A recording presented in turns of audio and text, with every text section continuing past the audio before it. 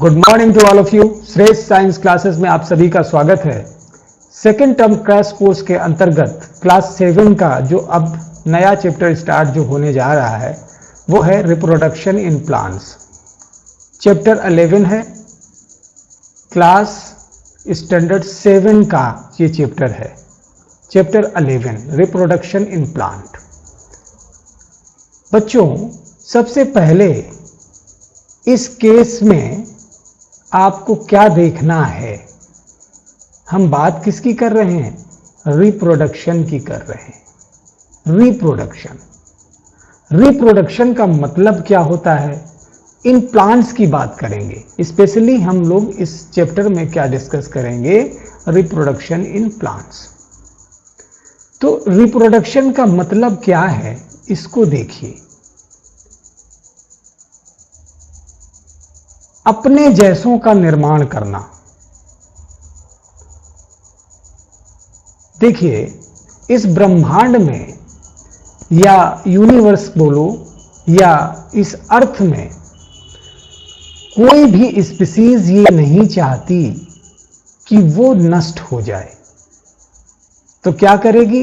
वो अपनी कंटिन्यूटी को बनाए रखने के लिए अपने जैसों का निर्माण करती है ताकि उसका अस्तित्व इस ब्रह्मांड में, यूनिवर्स में, इस अर्थ में हमेशा हमेशा बना रहे। और इस अस्तित्व को बनाने की जद्दोजहद में वो क्या करेगी? वो अपने जैसों का निर्माण करेगी। यानी कि वो तो नहीं रहेगी, उसका तो एक लाइफ स्पान है। कोई भी इंडिविजुअल है वो अपने जीवन को जिएगा, एक निश्चित समय तक रहेगा और उसके बाद में वो नष्ट हो जाएगा, मतलब उसको मर जाना है। लेकिन जब वो अपने जैसों का निर्माण करेगा तो क्या होगा? वो रहेंगे। वो अपने जैसों का निर्माण करेंगे तो वो रहेंगे। वो अपने जैसों का निर्माण करेंगे तो इस तरीके से उस पर्टिकुलर स्पीसीज का इस अर्थ में हमेशा बने रहना सुनिश्चित हो जाएगा। तो टू रिमेन और to maintain the continuity of any species, the species use to reproduce. Reproduce का मतलब ही होता है पुनः से प्रोड्यूस करना, यानी कि अपने जैसों का निर्माण करना। तो रिप्रोडक्शन हम क्या पढ़ेंगे? रिप्रोडक्शन इन प्लांट पढ़ने जा रहे हैं इस चैप्टर में। तो सबसे पहले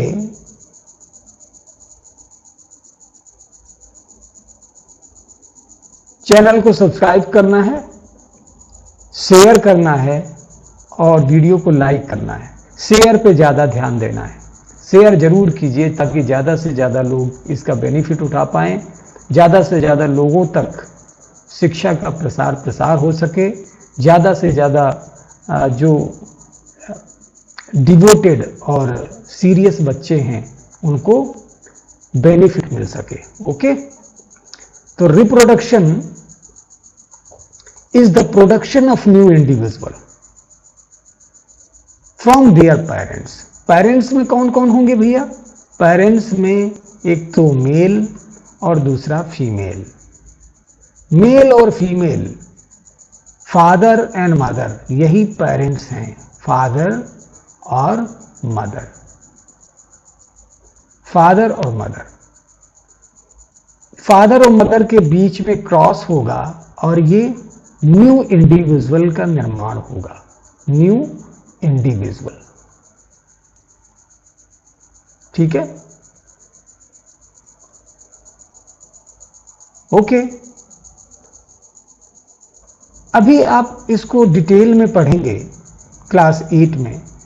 होता क्या है, मेल के पास अभी ये बातें जो हैं, क्रोमोसोम्स की मैं बातें करूंगा, सेक्स क्रोमोसोम्स की बातें करूंगा, क्रॉसिंग की बातें करूंगा, तो अभी आपको उतना समझ में नहीं आएगा। लेकिन अभी मैं एक इंट्रोडक्शन, क्योंकि मुझे रिप्रोडक्शन में आपको समझाना है, वर्ड्स की मीनिंग बतानी है, इसलिए यहाँ पे ये जरूरी हो गया है कि ये बात आपको बताई जाए।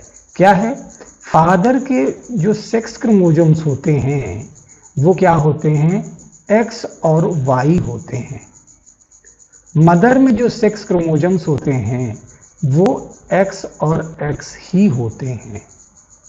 यानी कि फादर में दो अलग अलग सेक्स क्रोमोसोम्स होते हैं, एक्स और वाई। मदर में दोनों एक ही प्रकार के क्रोमोसोम्स होते हैं, एक्स और एक्स। अब इन दोनों की जब क्रॉसिंग होगी तो क्रॉसिंग ओवर का रिजल्टेंट क्या होगा? देखो, ये वाला एक्स क्रोमोसोम इस वाले एक्स क्रोमोसोम से अगर मिलता है, इसकी क्रॉसिंग होती है तो एक्स एक्स बनता है। अगर यही वाला क्रोमोसोम इस वाले क्रोमोसोम के साथ मिल जाता तो भी एक्स एक्स ही रहता। ओके, अब एक क्रोमोसोम और बचा, ये वाई वाला क्रोमोसोम अगर इस एक्स वाले क्रोमोसोम से मिलेगा तो एक्स वाई हो जाएगा। और अगर यही वाई वाला क्रोमोसोम इस वाले एक्स से मिलेगा तो भी एक्स वाई हो जाएगा। यानी कि देखिए, इसके केस में एक्स एक्स है, इसके केस में एक्स एक्स है, इसके केस में एक्स वाई है, इसके केस में एक्स वाई है। तो एक्स वाई, वाई किसके पास है? देखिए, मेल के पास है। ये हम ह्यूमन की बात कर रहे हैं। ह्यूमन में जो रिप्रोडक्शन होता है वो सेक्सुअल रिप्रोडक्शन होता है। Sexual reproduction, sexual reproduction, reproduction, sexual reproduction, ये ह्यूमन के केस की बात हो रही है। तो एक्स और एक्स क्रोमोसोम जब आपस में क्रॉस होंगे तो एक्स एक्स और एक्स एक्स किसके पास था भाई? देखिए, मदर के पास थे एक्स एक्स क्रोमोसोम्स। यानी कि ये क्या है? गर्ल है, गर्ल। और ये क्या है? ये भी गर्ल है।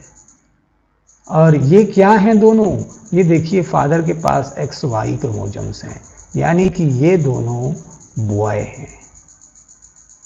तो देखिए, 50%, ये चार हैं तो दो बॉय और दो गर्ल, 50-50% चांसेस होते हैं क्रॉसिंग ओवर में कि बॉयज होंगे कि गर्ल्स होंगी। और देखिए, एक बात और यहाँ पे मैं आपको बता देना चाहता हूँ कि वाई क्रोमोसोम है रिस्पॉन्सिबल किसके लिए? मेलनेस के लिए, मेल के लिए। और ये वाई क्रोमोसोम है किसके पास? मेल के पास ही है। यानी for the male baby only the male is responsible, female responsible नहीं होती है।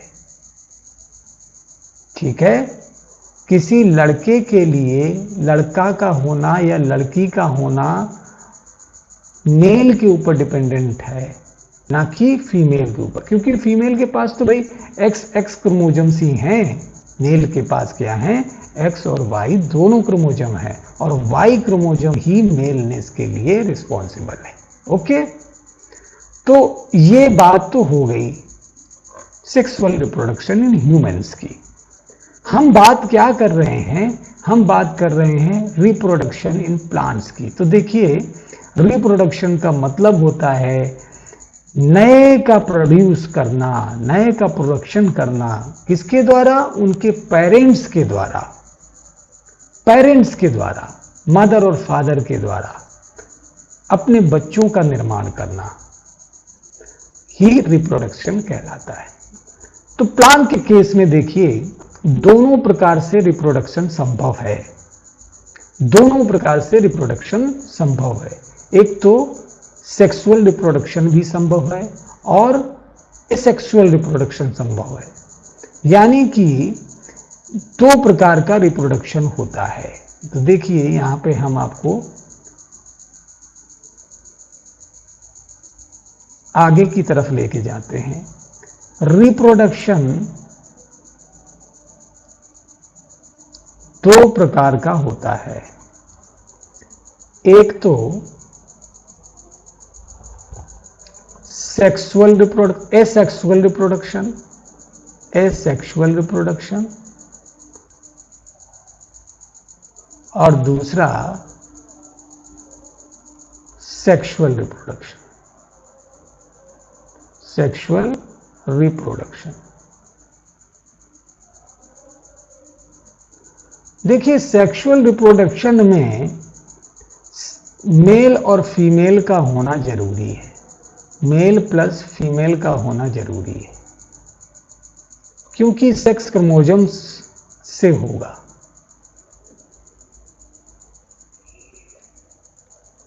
मेल और फीमेल का होना जरूरी है। अभी हमने बात किया था सेक्सुअल रिप्रोडक्शन इन ह्यूमंस की, ठीक है। एसेक्सुअल रिप्रोडक्शन में क्या होगा, सेक्स क्रोमोसोम्स का होना जरूरी नहीं है।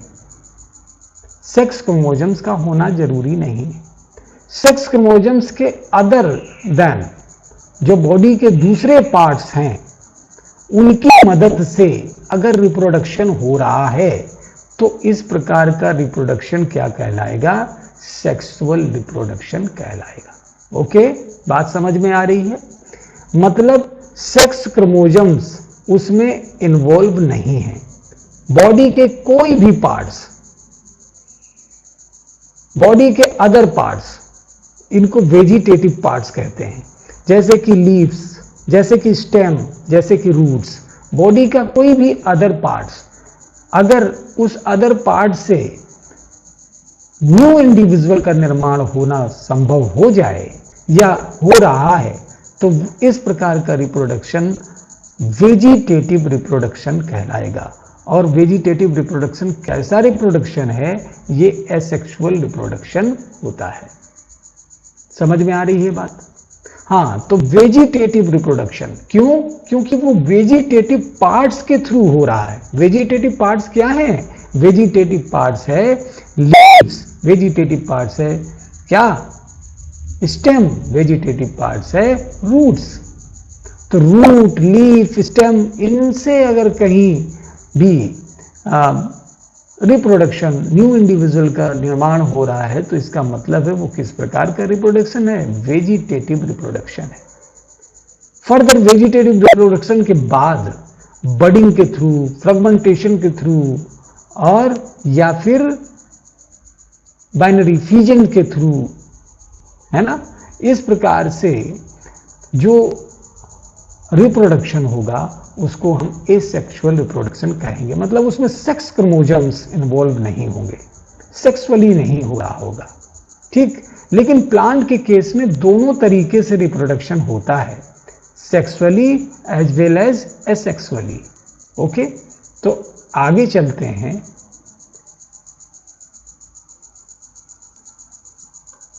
देखिए वेजिटेटिव पार्ट्स, ये वेजिटेटिव पार्ट्स हैं क्या, रूट्स, स्टेम और leaves. The vegetative parts of the plants are the root, stems and leaves. ये वेजिटेटिव पार्ट्स हैं। The reproductive part of the plant are the flower. Flower देखिए, जो sexual reproduction होगा plant में वो किसके थ्रू होगा, फ्लावर के थ्रू होगा। फ्लावर के थ्रू सेक्सुअल रिप्रोडक्शन होगा। फ्लावर के अदर देन जो पार्ट्स हैं उनके थ्रू अगर रिप्रोडक्शन हो रहा है तो वो कैसा रिप्रोडक्शन है, वो एसेक्सुअल रिप्रोडक्शन कहलाएगा। ओके, यानी कि फ्लावर के अलावा, फ्लावर क्या है, सेक्सुअल पार्ट है, ठीक है, और जो अदर देन फ्लावर है वो कैसा है, वेजिटेटिव पार्ट है। ओके, तो अदर देन फ्लावर से अगर रिप्रोडक्शन हो रहा है तो वेजिटेटिव रिप्रोडक्शन कहलाएगा, और फ्लावर से अगर हो रहा है तो सेक्सुअल रिप्रोडक्शन। और वेजिटेटिव रिप्रोडक्शन क्या है, वो एसेक्सुअल रिप्रोडक्शन है। ओके, तो देखिए the reproductive part of the plant is called flower. ये बहुत ही इंपॉर्टेंट है। क्वेश्चन आता है कि रिप्रोडक्टिव पार्ट प्लांट का क्या, कौन सा होता है, तो रिप्रोडक्टिव प्लांट का रिप्रोडक्टिव पार्ट जो है वो क्या है, फ्लावर। फ्लावर में ही मेल और फीमेल सेक्स पार्ट्स होंगे, ठीक है, समझ में आ रही है बात। हाँ, तो in plants there are two main types of reproduction. तो मेन टाइप्स ऑफ रिप्रोडक्शन होते हैं प्लांट्स में, वो हमने अभी अभी बताया था। कौन कौन से हैं, एसेक्सुअल रिप्रोडक्शन और सेक्सुअल रिप्रोडक्शन। प्लांट में दो प्रकार के रिप्रोडक्शन, मेन जो प्लांट में रिप्रोडक्शन है वो कौन से हैं, sexual as well as asexual reproduction. तो एसेक्सुअल रिप्रोडक्शन क्या है? एसेक्सुअल रिप्रोडक्शन में आप देखिए, ये शायद कुछ भाग मेरे पीछे चला गया होगा, लिखते समय मैंने ध्यान नहीं दिया, तो उसको आप देख लीजिए। मैं ऊपर नीचे स्क्रॉल करके आपको दिखा रहा हूं, दिख रहा होगा ऊपर का पोर्शन, ये जो क्रॉस बनाया था उसकी बात कर रहा हूं। ओके, नेक्स्ट, एसेक्सुअल रिप्रोडक्शन क्या है? In asexual reproduction, new plants without the help of seeds. New plant without the help of seeds. Seed के बिना प्लांट्स का हो जाना, सीड के बिना, मतलब सीड की जरूरत नहीं है for the reproduction very purpose. तो सीड के बिना प्लांट का हो जाना, नए इंडिविजुअल का निर्माण हो जाना, कैसा होगा? एसेक्सुअल रिप्रोडक्शन होगा। ठीक है, ओके। सेक्सुअल रिप्रोडक्शन में, in sexual reproduction new plants are produce from seeds. नए प्लांट्स कहां से? सीड से प्रोड्यूस होंगे। अदर देन सीड से अगर हो रहे हैं तो कैसे हैं? वो एसेक्सुअल रिप्रोडक्शन है। सीड के थ्रू प्रोड्यूस हो रहे हैं तो कैसे हैं? वो सेक्सुअल रिप्रोडक्शन है। तो अदर देन सीड का मतलब हुआ, वो बात क्या की जा रही है? वेजिटेटिव पार्ट्स की बात की जा रही है। और वेजिटेटिव पार्ट्स कौन से हैं? वो हमने आपको पहले भी यहां पे बता दिया। स्टेम है, रूट्स हैं और लीव्स हैं। ओके, नेक्स्ट, एसेक्सुअल रिप्रोडक्शन को हम डिटेल में लेंगे अब। Asexual reproduction, in plant there are different types of asexual reproduction. Different, अब एसेक्सुअल रिप्रोडक्शन के टाइप्स पे चर्चा करेंगे हम। डिफरेंट टाइप्स, अभी मैंने बताया था कि वेजिटेटिव रिप्रोडक्शन, यानी कि रिप्रोडक्शन नहीं, वेजिटेटिव प्रोपगेशन सही वर्ड है। वेजिटेटिव पार्ट के थ्रू वेजिटेटिव प्रोपगेशन हो गया। और इसके बाद में फ्रेगमेंटेशन है, इसके बाद में बाइनरी फ्यूजन है। ठीक है, तो ये जो हैं वो कैसे हैं? वेजिटेटिव नहीं, एसेक्सुअल रिप्रोडक्शन है। ठीक है, तो एसेक्सुअल रिप्रोडक्शन में हम इसको आगे लेके चलते हैं। आपकी स्लाइड में क्या है उसको देखो। In plants there are different types of asexual reproduction.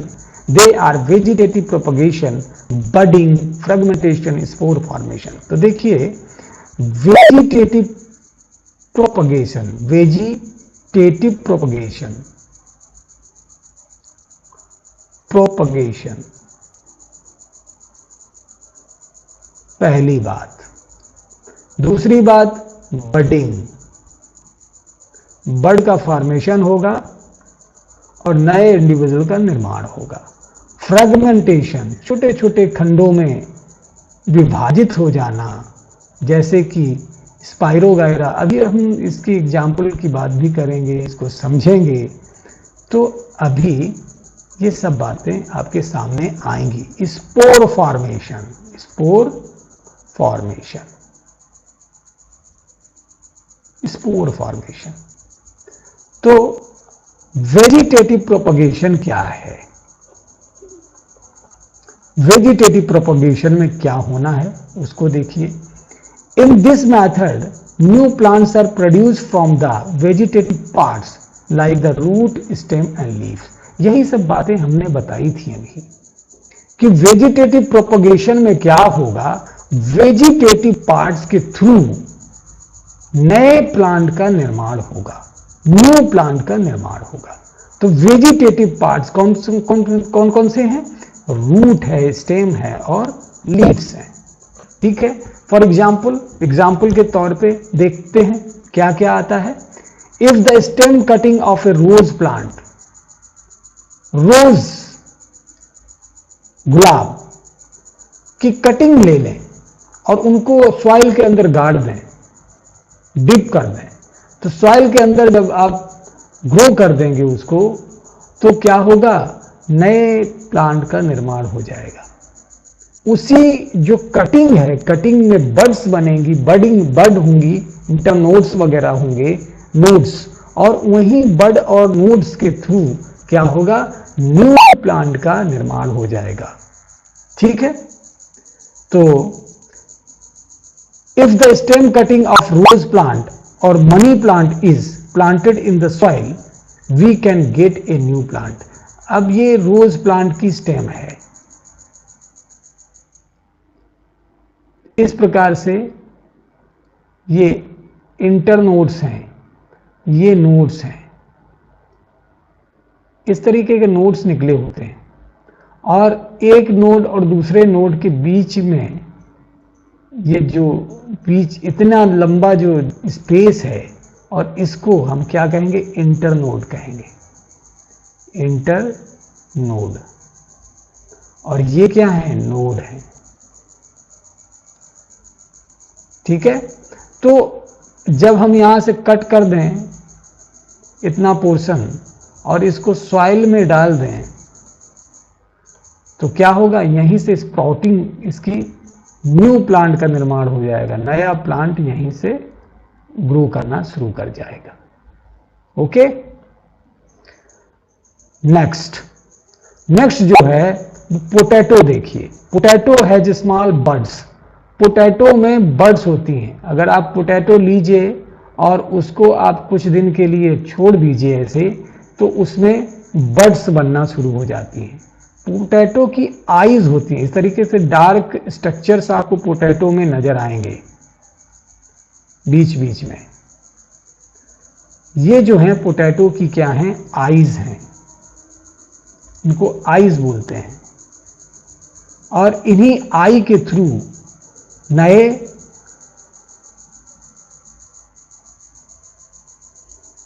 मतलब बड का निर्माण होगा, और बड से ही क्या निकल के आएगा, बड से ही आएगी आपकी स्प्राउटिंग होगी। देखो, यहां से नए प्लांट का निर्माण हो जाएगा।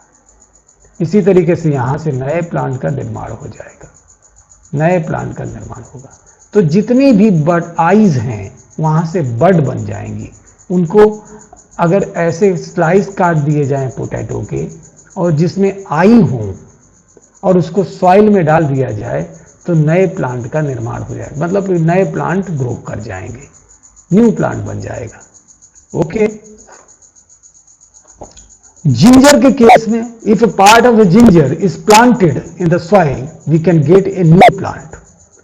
अगर जिंजर, अदरक की बात कर रहा है, अगर जिंजर को भी आप कट कर दें, बड्स आती हैं, जिंजर की बड्स होती हैं, और आप अगर बड को, एक दो बड को लेके आप कटिंग करते चले जाएं और उसको सॉइल में गाड़ दें, तो नए प्लांट का निर्माण होगा। क्या होगा, नए प्लांट का निर्माण होगा, यानी कि वहीं से नए प्लांट का निर्माण हो जाएगा। ब्रायोफाइलम, ब्रायोफाइलम की लीव्स में बड्स होती हैं, लीव्स में बड्स होती हैं। तो लीव्स इन द ब्रायोफाइलम, ये लीफ है, और लीफ में जो मार्जिन्स होती हैं लीव्स की, ये वाली, इन मार्जिन्स में बड्स होंगी, और उन्हीं बड से नए प्लांट का निर्माण हो जाएगा। इस तरीके से अगर इनको, लीव्स की जो बड हैं, इनको आप सॉइल के अंदर डाल देंगे, तो क्या होगा, नए प्लांट का निर्माण हो जाएगा। ओके, तो ये सारी बातें हम लोगों ने सीखी। इसमें थोड़ा सा सेटिंग की प्रॉब्लम हो गई थी। हाँ, ब्रायोफाइलम के केस में हमने देखा कि लीफ की जो बड्स होती हैं मार्जिन्स में, उन्हीं बड्स से न्यू प्लांट, सॉइल में अगर वो बड्स सहित लीफ डाल दी जाएंगी, तो नए प्लांट का निर्माण हो जाएगा। यानी कि बायोफाइलम हैज बड होती हैं इन द लीव्स, कहाँ, लीव्स में होती है। ये सब बातें आपको दिमाग में रखनी है क्या रखना है कि ब्रायोफाइलम का केस जो है वो लीफ वाला केस है, लीफ में उसके बड्स होती हैं और यही बड्स न्यू प्लांट का निर्माण करती हैं। ठीक है। If a part of cactus, cactus को भी अगर कैक्टस के भी पार्ट को, खास करके कैक्टस का जो लीफी पोर्शन होता है, उसको लीफी पोर्शन कैक्टस में कम ही दिखाई देता है, लेकिन वो जो स्पंजी मोटा सा पोर्शन होता है वो एक्चुअली में लीफ के ही मॉडिफिकेशंस हैं। तो वहां से भी बड्स निकलती हैं और उन्हीं बड्स को अगर सॉइल में डाला जाएगा तो वो नए प्लांट का, न्यू प्लांट, वो बड जो है न्यू प्लांट में तब्दील हो जाएगी। Okay, gate a new plant. तो हमने क्या देखा अभी तक? वेजिटेटिव प्रोपगेशन में हमने रोज की बात की, वहां से भी बड से ही न्यू प्लांट का निर्माण हो रहा था। हमने उसके बाद पोटैटो की बात की, पोटैटो की जो आइज होती हैं वहां से भी बड्स निकलती हैं और उन्हीं से बड से नए प्लांट का निर्माण हो रहा था। फिर हमने बात किया जिंजर की, जिंजर में भी आपने देखा बड से ही नए प्लांट, अगर उसकी कटिंग कर दी जाए और उसको सॉइल में डाल दिया जाए तो नए, जहां जहां से बड्स हैं वहां नए नए प्लांट्स का निर्माण हो जाएगा। ठीक है। तो पोटैटो जो है एक है, जिंजर एक है, लेकिन इसके खंड खंड कर देंगे आप, लेकिन आइज का और बड्स का होना जरूरी है। अगर एक खंड में आई और बड हैं तो इसका मतलब है कि वो नए प्लांट में तब्दील हो जाएगा, मतलब वहां से न्यू प्लांट ग्रो करेगा। If they are these eyes और birds are put into the soil. Okay, Bryophyllum के केस में आपने देखा कि लीफ के, बहुत ही इंपॉर्टेंट क्वेश्चन है ये, बहुत ही इंपॉर्टेंट है, पूछा जाता है कि लीफ में जो न्यू प्लांट रिप्रोडक्शन कैसे होता है। तो लीफ में रिप्रोडक्शन जो है वो बड्स के थ्रू, और ये बड्स जो कहाँ हैं? लीफ की मार्जिन में, लीफलेट में, मतलब लीफ में बड्स पाई जाती हैं और वही जो लीफ टूट के नीचे गिरती हैं तो सॉइल में बड्स से न्यू प्लांट का जनरेशन हो जाता है। जनरेशन मतलब प्रोडक्शन हो जाता है। ठीक है।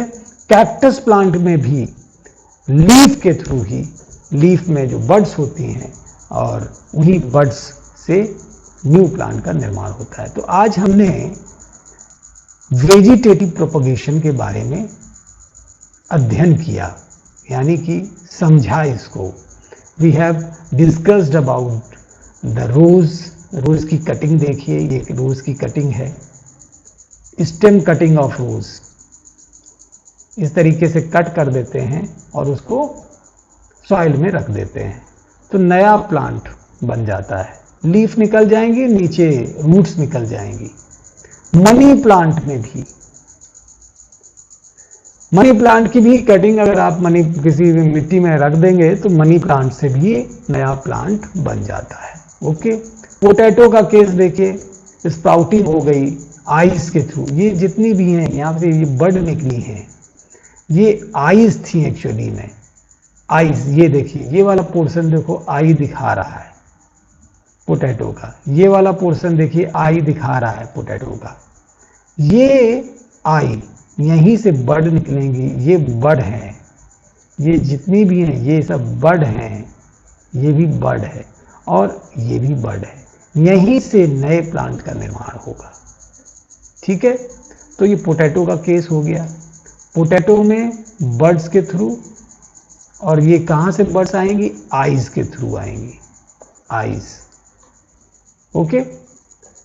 जिंजर का केस देखिए, अदरक में भी वही बात है। अदरक में भी बहुत सारे बर्ड्स होते हैं और उन बर्ड्स को अगर आप नीचे जमीन में, मिट्टी में रख देते हैं तो बर्ड्स, जहां जहां बर्ड्स होंगी वहीं वहीं से नए जिंजर के प्लांट का निर्माण हो जाए। देखिए, जिंजर का प्लांट ऐसा होता है, इसको आप देख लीजिए, जिंजर का प्लांट ऐसा होता है। ये ब्रायोफाइलम की लीफ है, द लीफ ऑफ ब्रायोफाइलम। देखिए, ब्रायोफाइलम की लीफ के मार्जिन से जो बड है वहीं से नए प्लांट का निर्माण हो रहा है। तो ये रिप्रोडक्शन थ्रू बर्ड्स हैं, लीफ मार्जिन में पाया जाता है ब्रायोफाइलम। ये बहुत ही क्वेश्चन, हॉट क्वेश्चन है, पूछा जाता है। लीफ से जो रिप्रोडक्शन हो रहा है वो किसके केस में हो रहा है? ब्रायोफाइलम में हो रहा है। ओके। कैक्टस के केस में देखिए, कैक्टस के केस में भी ये देखिए लीफ में ही बर्ड्स हैं, और उन्हीं, ये सब क्या हैं? बर्ड्स हैं। और इन्हीं बर्ड्स, ये जब बर्ड्स नीचे लीफ मार्जिन के साथ नीचे गिरेंगी तो नए कैक्टस का निर्माण हो जाएगा, यानी कि new cactus will form, cactus will form